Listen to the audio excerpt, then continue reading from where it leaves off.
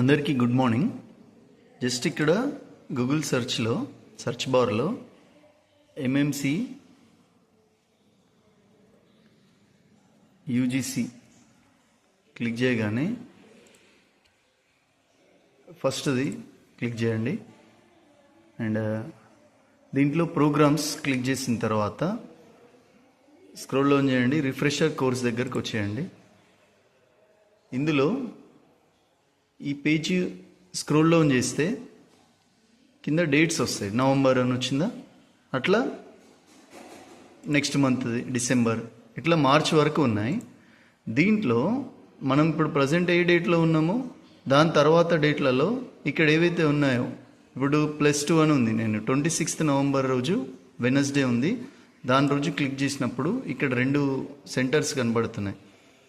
అందులో క్లిక్ చేస్తే ఇక్కడ రిఫ్రెషర్ కోర్స్ ఇండియన్ ఫిలాసఫీ.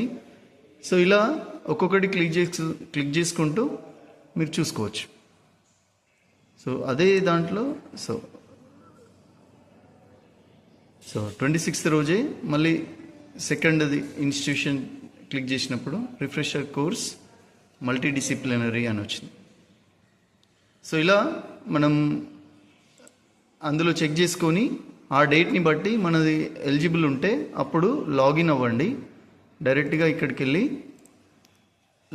ఇందులో లాగిన్ అయ్యి ఇక్కడ లాగిన్ అయ్యి లాగిన్ డీటెయిల్స్ అన్నీ ఫిల్ చేసిన తర్వాత నెక్స్ట్ స్టెప్లో మనకు డేట్ని బట్టి నువ్వు ఏ ప్రోగ్రాంలో జాయిన్ అవ్వాలనుకుంటున్నావు అనేది ఫస్ట్ డిసైడ్ చేసుకొని ఆ డేట్ వస్తుంది.